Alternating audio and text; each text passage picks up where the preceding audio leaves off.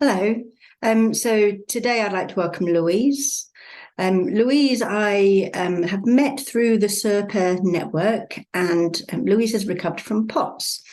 I myself have recovered from POTS, so it's a kind of health condition that I'm quite passionate about, and I know it's possible to recover from.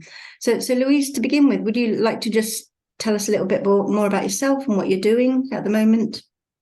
Yeah, so at the moment, like you say, we met through the SERPA network. So this is an organisation of training and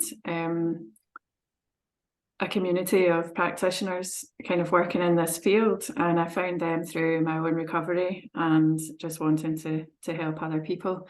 And like you said, I recovered from POTS and also ME/CFS, fibromyalgia, chronic migraine, a sort of collection of diagnoses, and I've kind of spoken about that elsewhere, which I think we're going to link to. But yeah, it's at the moment I've kind of come through all of that health stuff. I've trained up, and I'm kind of working with other people now in workshops and one-to-one, and really just trying to have chats like these and get the word out and kind of share what worked for me, what might work for you, give people a bit of hope, and to see people, normal people that you can relate to that had similar symptoms, just get better and get on with their lives. So yeah.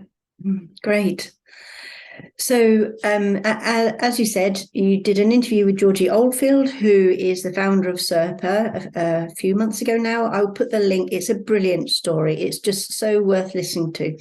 So we're not going to repeat that story, but it's more thinking, what did you do to get better? What are your tips? What are the tools that you used that made a difference to your life? It's a big question. And it was a process. And in some ways, there's a bit of mystery around this. Well, what is it that people are actually doing? But in other ways, these techniques are so simple, not easy, but simple and clear. And really what triggered my recovery was that a friend of mine recovered from a much longer illness. So I was ill for about 10 years, and a friend of mine was ill for much longer, and she completely recovered.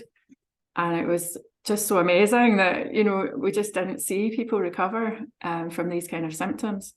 And it really sparked off my interest. What did she do? And I had been sort of meditating and practicing mindfulness for about 8 years by that point. And my friend sort of said, well, I used this program called Curable. And I was like, well, what is it? And she said, well, it's meditation and brain training and different things. And I sort of thought to myself, well, I know all about meditation, and I've got quite a good grounding and all that, and so I don't know if it will really help. But it sparked my interest, and I had a look.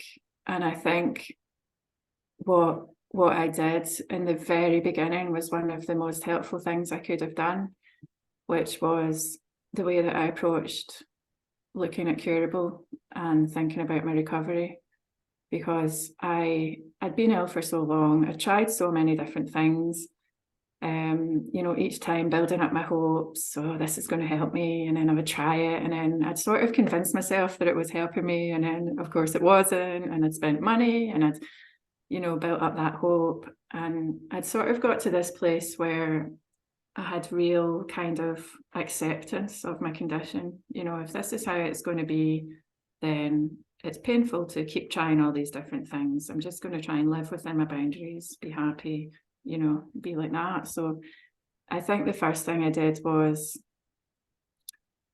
just be a bit non-pressured with it. I didn't look at it and say, right, this is going to get me better, or it's not, or I just tried to be quite curious about it. I didn't feel like it was safe to build up any hope of recovery, because I'd done that before, and it's just, devastating when it doesn't happen. So I had one of my most disabling, so I thought, what is my most disabling symptom right now? And at that time, it was migraine. I was having these dreadful migraines that lasted for days, and they came on whenever I did anything. And so I sort of said to myself, right, I'm going to give this a go, and I think I'll see if it can help my migraines. Now, bearing in mind, I had this whole catalogue of things wrong with me. I was practically bedbound at that time. I just thought, well, you know, if it helps one thing, if it helps migraines, if it helps one aspect of one thing, even one tiny thing, then it's going to improve my quality of life. So I sort of entered into it with quite an open, kind of curious approach. And I think actually, I know that's not a tool, but I think the way that we approach the whole process is really quite important, because it didn't put any pressure on myself. And it then left me able to be curious and have a look and see and not pin everything on, you know, lots of hope. And I think that was really helpful. So Curable's a great app. I'll put the link on YouTube. Its main focus is chronic pain, but the principles are applicable to any symptom. So whatever symptom you have, you can apply the tools. The tools are the same. Yeah. And that, I think, because there was an emphasis on pain on the app, I very much thought, you know, well, let's apply it to migraine, because migraine's pain. And I wasn't really thinking so much about the fatigue in the beginning. And fatigue was obviously, having CFS-ME was one of the major problems that I had. So I explored. I didn't actually tell anyone that I was exploring Curable, because I realised quite early on how much I was kind of concerned with other people's feelings. And I knew that my parents in particular would do anything for me to be better, and I didn't want to give them any hope. And I thought, if I tell people, then there might be some pressure on me, you know, like I might begin to pressurise myself and try and get better for other people. So I sort of kept it quite quiet. And again, that just gave me the space and the freedom to look at it with more curiosity and less pressure. And the very first thing I did, which is a feature of Curable, is there are some education elements to it. So I come from a scientific background.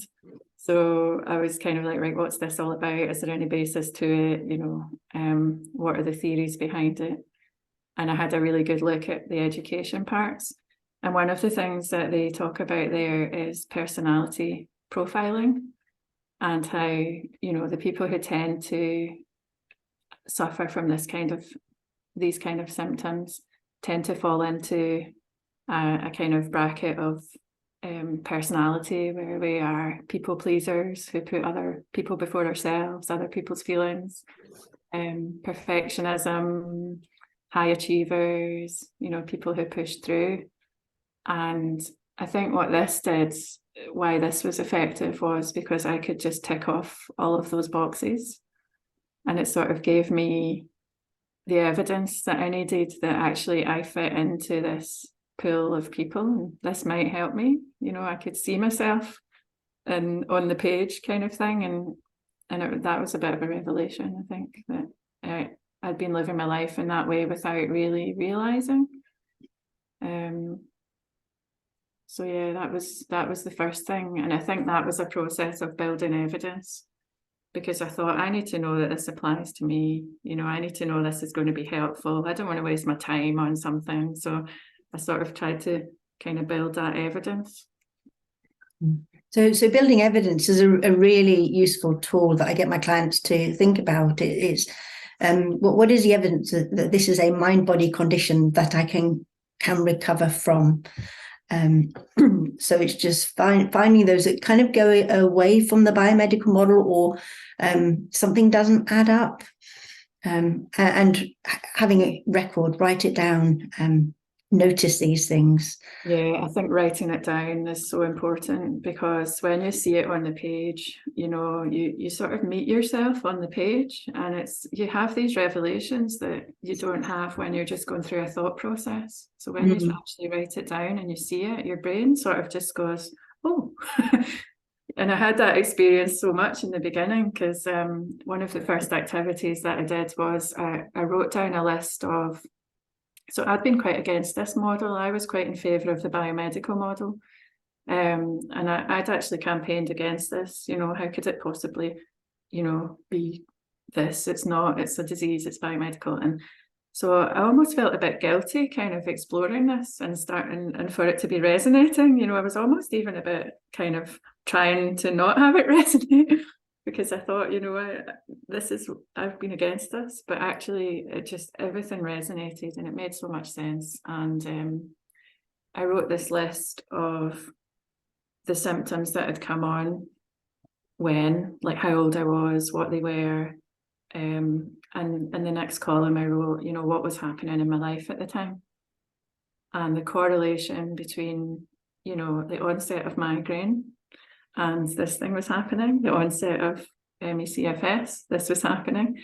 And I could all of a sudden in front of me see this picture of someone who had actually gone through some pretty serious life stuff and had just pushed through and through and through and just, you know, thought everything was fine.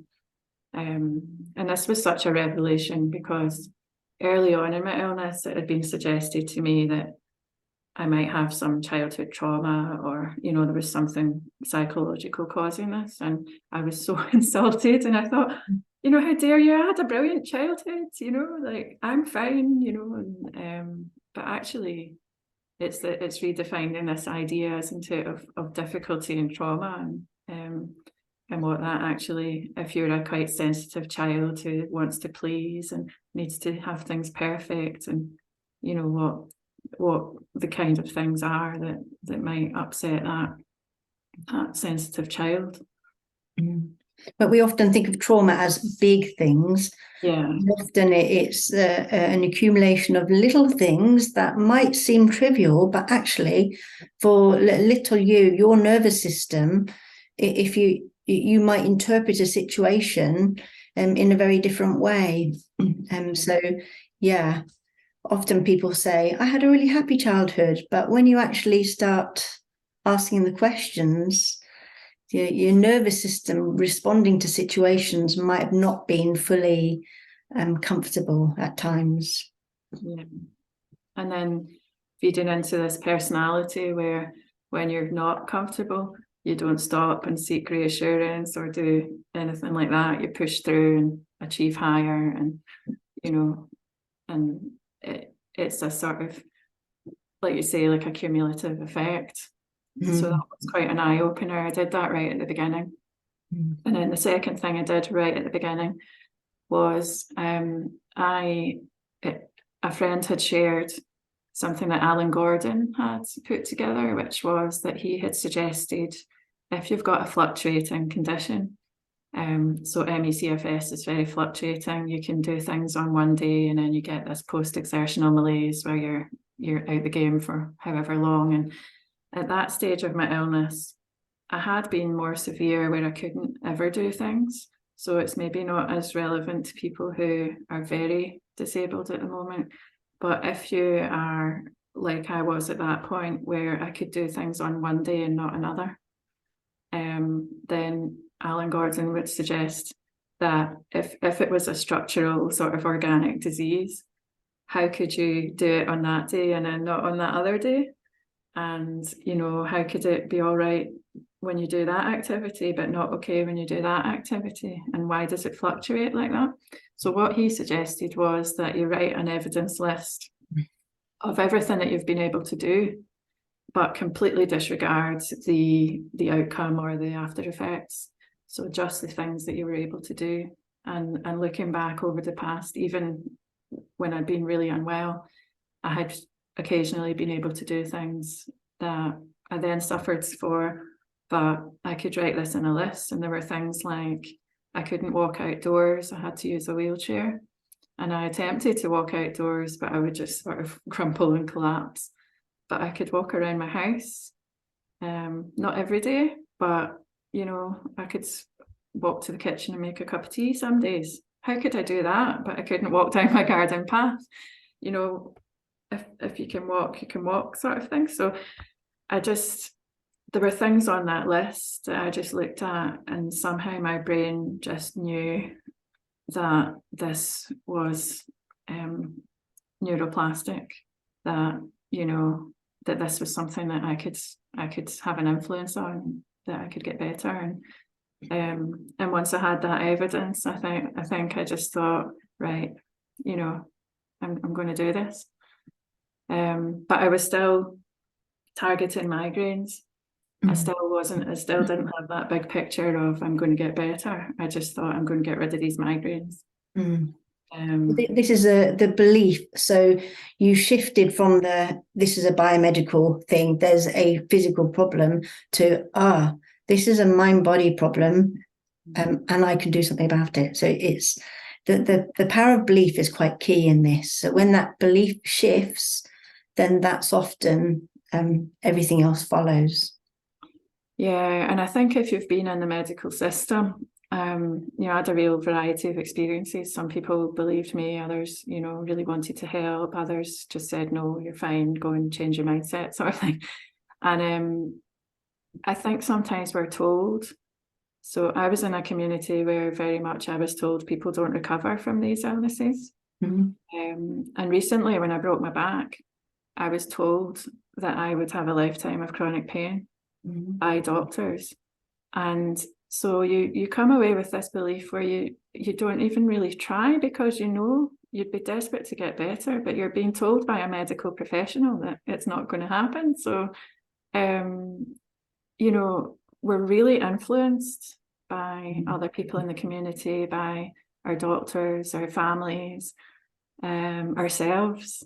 And actually, you just really need to allow your brain to have the chance to see that evidence and give yourself the opportunity. And even if you still are skeptical and you still think, well, I've got a physical cause here, it's still worth investigating and being curious and seeing, well, you know, one of the first things I did was I understood the emotional impact of my migraine, and even thinking about having a migraine could begin to sort of make me feel like I was having one. It was just so oversensitized.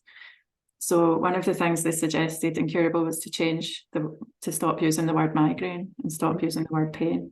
And actually that was really effective for me, because and they suggest the word bananas, and people come up with all their own words, but I just at that point didn't have the imagination, so I just called it bananas. But I think it took a whole sort of emotional kind of charge away from the migraines. And so I thought I could then start to make the link, right, I'm feeling, you know, my nervous system's feeling unsafe, you know, my brain is generating these bananas. How do I then, you know, not enter into that train of thought, which was, oh God, another migraine, or I'm going to be out for days, and this is so painful, and am I ever going to get rid of these? And, you know, onwards and onwards. And so breaking that cycle and just being like, okay, I understand why these bananas are here. And I've got a tool, and the tool was to use somatic tracking and to just really calm down my system and notice what was happening and just take time out. And really it's a kind of physical experience, rather than getting into your head and into all these thoughts, actually just to be in the body and to kind of turn towards what's happening. And that was really helpful. So somatic tracking comes up with every interview that I've done. Can you describe a little bit more what it is? Yeah, so for me, it's about getting in touch with my body, getting in touch with my physical sensations, but also getting in touch with my emotions. So like, if I was to do it right now, we're having a chat, we're sort of on this kind of, you know, train of chat, but at any time, And it's different when you're learning it and you have to give yourself time. But like if I was to do it right now, I could just say, right, how am I doing right now? And just stop and just sort of take some breaths. And actually what I can become aware of at the moment is my body's quite kind of, quite, I wouldn't say jangly, but activated, so I can feel a bit of tightness in my belly, can feel a bit of kind of restriction in my chest. And I'm really just being curious about that and experiencing how it feels. And then as you get better at it, I can notice, well, it's probably nerves, I'm maybe nervous about what I'm saying or, not saying or how I'm coming across. Or so then I'm feeling the belly, the tightness, the nerves. And it just gives me the opportunity to actually reassure myself and say, it's all right. We're just chatting. We know each other. We're trying to help. We're safe. It's all right. And already I can feel myself sort of just coming into more of a state of kind of calmness and regulation. And for me, that's what it was. So when I felt that migraine coming on, it was tuning in. What does it feel like? Where do I feel it? What is the sensation? Is it cold or warm? And it takes that edge away. And then you can, with practice, start to actually bring in calming it down and bringing in messages of safety. Yeah, great. Thanks. Bit long. Yeah, no, that's a really, really good explanation. So sometimes these, in the medical world, they're labeled symptoms, that we call symptoms. I try and get people to think of them as they're sensations in our body. So giving them a different name can, like you say, take the charge away. But just thinking of them as sensations can just help. And then being with those sensations, noticing those sensations, that they're okay, they're safe, and they might have a message to tell. Is there an emotion behind that sensation? Is there a story? So we're not pushing them away. We're just allowing them in, being with them without judgment, just observing. And it just seems to be such a powerful tool, and just not fearing. So somatic tracking, big, powerful tool to be using. Yeah, and I think that word allowing is so important, because when we allow the sensations to be there, it opens us up to being able to be curious and actually, sometimes, like you say, we can identify an emotion. But again, it's having that approach of, right, it's not like, right, I've got pain, I'm going to go in and look at it, I'm going to find out what that emotion is. And because quite often we can't say, like, that was just there, what we did there was really clear, because I could see, well, that's tightness, that's probably a bit of anxiety. If it's another emotion that's been around for a long time that we can't identify, we're not going hunting, we're just kind of opening up that curious space. So I do somatic tracking a lot still, when I find sensations popping up. It's a really great tool. And as well as that, I worked with reframing my thoughts and beliefs around my migraine in particular, because my brain had made the link between activity and migraine. So say there was something I really wanted to push through and be able to do, I would just expect, well, for 3 days after that, I'm going to have a migraine. So I'll not plan anything in for those next 3 days. And then I would go and do the thing, I would get a migraine, and that would reinforce, well, when I do activity, I get a migraine. And I started to do this different thing where I thought, right, this activity is safe. There's no reason for me to have a migraine if I do it. I'm going to go and, have a go. And I didn't expect, and over time I began to expect that I wouldn't have one, because I knew that they were decreasing. And so really reframing that belief that a certain activity is going to result in a certain sensation. Just sort of uncoupling that relationship was really important for me. And I did the same thing with walking. I suddenly felt like, I think maybe I could go for a walk. And because after the migraines went, one morning I just woke up and, with ME/CFS and fibro and all of that, it's almost like you live with this veil over your eyes, you just have this fogginess all the time. And I woke up and I just felt completely different. And I couldn't really work it out. It just felt different. There was no veil, there was no fogginess, and I hadn't been targeting my fatigue, so it was really quite amazing. And I thought, I think I could go for a walk. And again, it was reframing that walking is safe.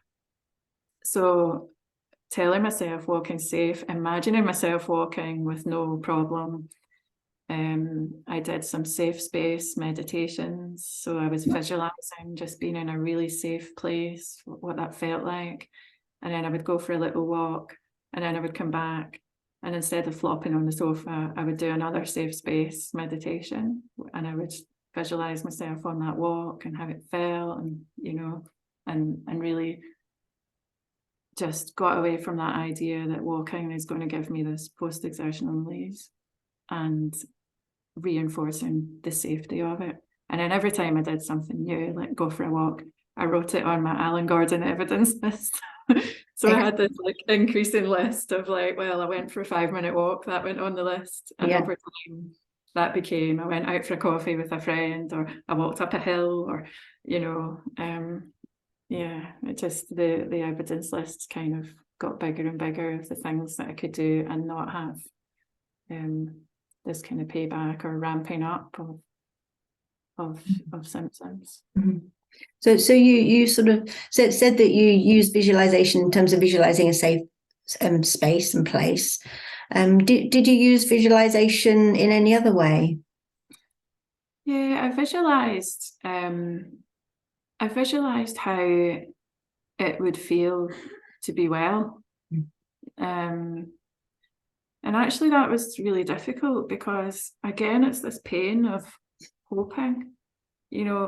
I don't know about other people, but for me, being ill for that length of time, I couldn't visualize myself being ill, because it was just too upsetting. It was, all the things I could do or wanted to do that I couldn't do, so I'd really got out of that habit. And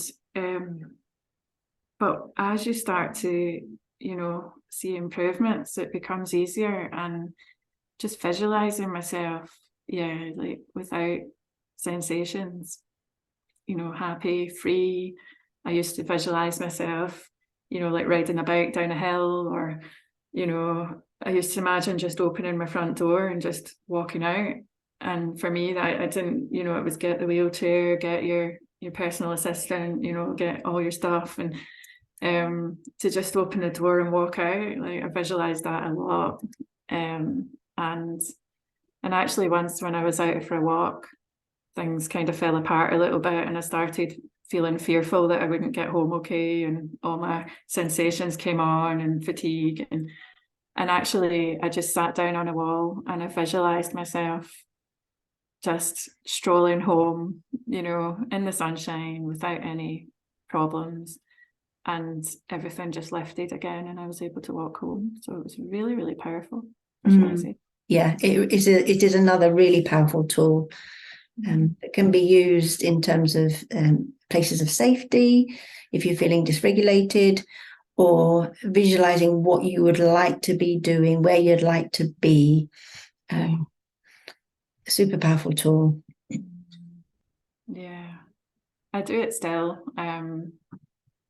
It's great. And then the other side of things, so these were some of the sort of in the moment tools that I was using. But I also did the other level of work, which is processing some of the events in my life that I hadn't processed properly. So I had a lot of unexpressed emotions. And as you go through the process, and you look back on life, you can look at events that happened that seemed all right at the time because you just pushed through and got on with it. I was a real get on with it, really stoic.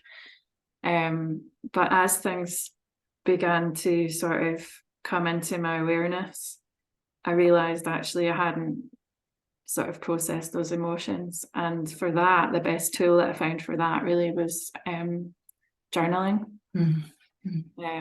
So I would, and it's not really about reliving the event, but it's about, so say something happened that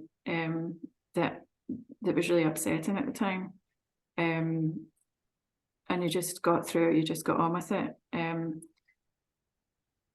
Journaling about that, and again, it's the benefit of writing as well, that you can just get everything out. And I used Nicole Sachs, her technique of journal speak. Yeah. Which was that you just write anything that comes into your head for 20 minutes, and then you spend 10 minutes meditating. And she suggests a self-compassion meditation. I did something slightly different, but yeah, just writing down anything. And at the end of the 20 minutes, you destroy the writing. So I used to write it down and then rip it up. But then I discovered if you type it into your laptop, you can go and like really hammer the keys. So I sort of transferred over to using the computer, and it was amazing what poured out of me. And that was actually quite a difficult time, because you were uncovering all these, emotions, heart, sadness, grief, all of that. And then what do you do with that, because you just, what do? You have to just allow yourself to experience it. And again, somatic work was really important for me there, because it was, working with that inner child, sort of, how did she feel, and what was that like to be so, hurt and scared and lonely, and then of course we can offer ourselves, a bit of reassurance and a bit of understanding, and really what we never give ourselves, because we were so busy just pushing on and making the best of it, making sure that everyone knew we were all right, and that we didn't let standards slip, and all of that stuff, and really just being with that vulnerable part of ourselves, and allowing it to be felt, really. So emotions need to be felt, and through the journaling, the emotions will rise up, and it's allowing them to rise up, rather than pushing them down. It's like, okay, it's a bit like using the somatic tracking with the emotions. They'll rise up, they'll hang around for up to 90 seconds, and then they subside by themselves. So it's just riding the wave with the emotions and allowing them to be there. Yeah, and also there is a bit of choice, because some things felt too difficult, and I maybe wasn't ready to go there, and that was all right. You didn't have to. I didn't feel like I had to resolve every single situation that had ever happened in my whole life ever, but some of the bigger things. But that was really helpful. Yeah. Well, one thing I find helpful with Nicole Sachs' method is she suggests that you write 3 columns. So you've got childhood, you've got current life stresses, and you've got personality traits. And as you start journaling, you'll find that other things come up, but you're kind of in one situation. So it's worth just sticking them on one of these lists. And then you've got a little list, some sort of structure to go back to. And then when you come to journal, there might be something, go with what is sort of on your mind at that moment. But if you're a bit stuck, then you can go to your list and just see what's standing out at the moment, and then go with that. Her journaling for 20 minutes is really useful. You have to go with what time is going to work for you. If it's just 5 minutes at a time, go with that. But one of the key things is give yourself a time, and you'll probably find that you'll start and you do a couple of minutes, and then you're like, well, I'm done now. But often if you just pause, wait in that moment, then more comes. So it's giving yourself the time and the space to do the journaling and allow what's there to come out on paper, rather than 2 minutes, I'm done, right, I'm off now, done the journaling. Yeah. And there was weeks where sometimes I just journaled the exact same thing day after day, because it just still wasn't, ready to stop coming out. So yeah, there's that as well. Like there's this sense of, well, I've ticked that off, let's move on to another life event. It doesn't really work like that. It might come up again and again, and that's okay as well. It's okay. Yeah, absolutely. I think as well, so after a few weeks and after I knew that things were definitely improving, I told my family and friends and things, and I think that's also quite important, how, if possible, how your friends and family are relating to what you're doing. And my parents felt like they had won the lottery. They were so pleased. But we were all in the habit of looking after me and looking after my energy, and so habitual things would happen. Like we'd be in doing something, and maybe my dad would say, "Oh, I hope you're not overdoing it. Do you need to go and have a rest?" Or someone would say something habitually just to look after me. And it was important for me to not be given any messages like that, really. So I had to say, I love that you really care and that you want to look after me, but it's not helpful for my brain to hear that message, because actually I don't need to rest, because any more than you need to rest, and I don't want my brain to get that message. So I was quite clear about how I needed people to relate to what was going on. And I still went for rests and things like that, but it was important that people weren't expecting me to need to do that, and then weren't really sort of suggesting that to my brain, and so that felt quite important for me as well. And this is something I find that does come up with my clients quite often. Families are so protective of you. So yeah, clear boundaries, whatever sentence you're going to use, just to give the message that it's okay, I can do this, and having that conversation with your family members and friends as to what would be helpful or not helpful. Yeah, and it was a wee bit similar when I started to work again, because I hadn't worked for about 10 years, and when I moved into this work, I had people saying to me, well, make sure you don't overdo it, and things like that. And I actually said, work was one of my triggers in the past, because I was such a perfectionist and a high achiever, and I pushed myself so hard. But the lessons that I've learned through doing this work have transformed the way I think about so many things in my life. So I don't want my brain to couple together work and stress, because it doesn't need to be that way, and so it's noticing all of these things. Am I linking that to, am I giving my brain the opportunity to see that as unsafe in some way, and really, teach it that working within your boundaries and capabilities is a really safe and actually fun thing to do. So you've talked a lot about the migraine side of things and tools you use. So the fatigue and the other sensations that you experienced, how did they resolve? So I quickly worked out, so once the migraines were gone and I started to just feel better with the fatigue as well, it was just such a strange thing. I mean, that was the thing that I just didn't ever imagine would go away. And once it's easier once it starts to go away, because when it's there all the time, it's hard to notice triggers and things, because you just feel like it's always there.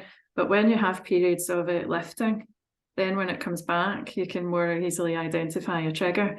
So I had periods where I didn't feel fatigued, and then I would start to feel it coming on. So that gave me the opportunity to do somatic tracking with the fatigue, you know, and that kind of fatigue, it's very different from feeling tired. So it would be, right, how's this feeling? Well, it's a heaviness in my legs, it's a heaviness across my face, you know, and then linking it to emotions, linking it to what's happening, calming down the system, and then making the decision, do I want to rest? I think some people, when some clients I work with, when we're dealing with fatigue, they think they can't rest because that's giving in or reinforcing it. But actually it's giving you that choice where you're tuning into it and you're saying, do I need to rest, or is this something I want to work with? Do I want to, you know, so ultimately we're never pushing through fatigue. So yeah, I did somatic tracking. I worked out triggers and things like that. I worked out patterns, you know, and my own thoughts. I still thought walking would give me fatigue, things like that. So I worked around that, and it was the same with my postural tachycardia, my POTS, because really POTS is quite, as you know, it's quite a alarming thing, because when you feel your heart rate, you know, rise and rise, and you know that if you don't get, well, for me, if I didn't get horizontal, I would just pass out. And then there's an anxiety that feeds into that as well, where it's actually a horrible feeling to have a really fast heart rate. And so a lot of that was, when I noticed that coming on, maybe I was standing up, or I used to get it even when I was just sitting up, and my response would be, you know, oh, I need to sit down, I need to get horizontal, or I'm going to pass out. Then I had that bit of space where I could do a little bit of tracking of that as well, and just sort of tune into that heartbeat, right? What's going on? How does that feel? Can I breathe a bit with it? You know, can I maybe slow it down a bit? And then I've got the choice. Will I choose to sit down? And it's not this, I must sit down, otherwise I'm going to pass out. And that was, along with migraines. I mean, it's hard to say what is your most disabling symptom, but POTS really was. For the first couple of years of my illness, I couldn't even sit up. I had to lie down constantly. Very, very disabling. Yeah. But yeah, probably somatic tracking for that one. And just as things improved, just trusting. You know, at first I just kept waiting for the crash. I'll have a crash tomorrow, and then it didn't come, and then, but just beginning to trust, and that I was getting better. So does your heart rate respond normally now? Has that completely resolved? I would say almost entirely, but there are times when it doesn't. And I would say, so sometimes if I've got a bad cold or a flu, like when I had COVID, I would say that I had quite a potsy kind of experience when I'm not feeling 100%. Sometimes when I'm tired, you know, I can feel it a bit, but it doesn't. It's more like a little voice now that's kind of like, ooh, and I can tune into it, and I can sort of, I mean, that's one thing that feels very like nervous system kind of dysregulation, you know, because when I regulate my nervous system, it calms down. So yeah, very occasionally, but mostly if I've got a cold, or you know, not quite feeling 100%. Yeah. Any other tools that you used, or you've covered quite a good collection there? I know that I'll come off here and I'll think, oh, I didn't talk about this or that. But I think as I sort of improved, I kind of expanded my reading as well. You know, I read a lot of Gabor Mate, I read, you know, Alan Gordon, you know, all of the Sarno, all of the Bessel van der, you know, all of these books that go into things. I learned a lot about my own boundaries and how often I let people trample over them, and you know, certain relationships that were quite unhealthy. I found the strength to kind of step away from those, and so yeah, boundary work, further reading. I just found it all really interesting. Yeah. Wanted to read more, I wanted to understand more. Yeah. And I just wanted to get the most benefit from it. And I always think it's such a good thing to do, that even if you don't have unpleasant sensations and symptoms and things, it's a good process to do, because you really get to know yourself. And it's improved every area of my life, really. Like getting rid of my symptoms, I would say, was just really the beginning of a larger journey. Yeah, absolutely. They're tools for life that can be used in so many different situations and scenarios. Yeah, but I think to sort of split them into two groups, they're like the tools that were in the moment, like the somatic tracking and the visualization and the sort of the breathing and all of that.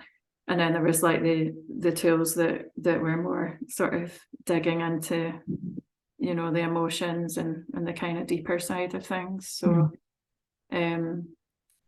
yeah, there's that balance of addressing thoughts and actions and sensations in the moment, and actually looking at, well, how did I get into this place in the first place? Because what we find is, if we do the surface work and we do the sort of in the moment work, and we don't address the personality stuff and the emotional side of things, then we're more likely to sort of relapse again and experience the sensations again. So it's that sort of the balance between the depth of work as well as the. I break it down into, you've got the cognitive side of things, like the daily affirmation statements, the in the moment stuff that you talk about, the switching statements. Then you've got the emotional work, the allowing the emotions to rise up, feeling the emotions, not suppressing your emotions. And then you've got the more somatic work. So somatic tracking is part of that. So working with the felt sense, being with those sensations. And you kind of have to work on all those different levels. You can't just do the cognitive without everything else. Yeah. And I actually found that so hard. I couldn't identify emotions. And I was really good at telling my story. Well, this happened to me and that happened to me. And someone would say, well, how did that feel? And I would almost imagine, if it had happened to someone else, how they would feel, because I couldn't make that link to how I actually felt about it. And I see that with a lot of people where, they're just very disconnected from their emotions, and it can be quite huge to just tap in and realize that it's all right to feel, to feel it in the body. And so how did you bridge that gap? How did you get to the point where you could feel the feelings rather than just tell the story? Well, I remember having a counsellor years ago, and she was trying to get me to do that, to the point where she gave me a list of emotions and told me to look at it and choose one, because I couldn't think of any emotions at all. And really it was through getting into the body. It was the somatic work. It's so powerful. And even if you just do it for a couple of minutes, and I think doing that and realizing that it was safe. So actually just being with a feeling, and feeling it. And I did this with a professional, actually, but just getting into the body and being in the body and realizing that it was all okay.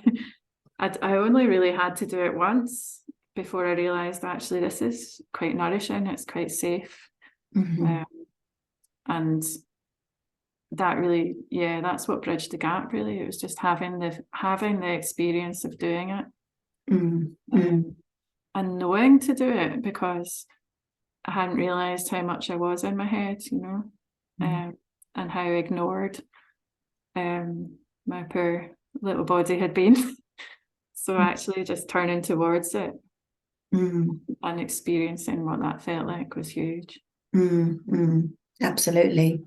So sometimes the first clue of an emotion is a sensation in your body. So you might start to notice your breathing starts to get faster, or your heart rate starts to get faster, and you sense the tightness in your chest. And when you think about it, it's like, fear. That's what I feel. Yeah. And so tapping into those sensations and then trying to work out, well, what is the emotion? And there are various tools. So having a list of the emotions can help with that, to help you label. And there's power in identifying the sensations and then labeling that emotion. Yeah, and just understanding. Actually, some of it was just educational as well, understanding that emotions are felt in the body, you know, and having that knowledge. Because I think just realizing that it's not all up in the head, and yeah, it just gives you that extra drive to be curious and investigate it. Yeah. So I think we'll draw our conversation to a close. Do you have any sort of final word, any sort of summary that might encourage people? Yeah, I think, you know, if anything has resonated at all, just to be curious, you know, don't put any pressure on yourself, just be curious. These resources are available, they're free, you know, they're non-invasive. You know, it's something that you can dip your toe into and have a try. I just think it's so worth it. Yeah, that would be my best advice, I think, just to be curious, and to give it a go, because, you know, if like I went into it, if I could just get rid of one symptom, then my life would be easier, you know, and I got a whole lot more than that. So yeah. Yeah, amazing. I just want to thank you so much for sharing your wisdom. I have no doubt that this will help many people. And I'll put some links in the YouTube notes so you can follow up on some of those links. That'd be great. And thanks for giving me the opportunity to have this chat. No problem. Thank you. Okay, bye.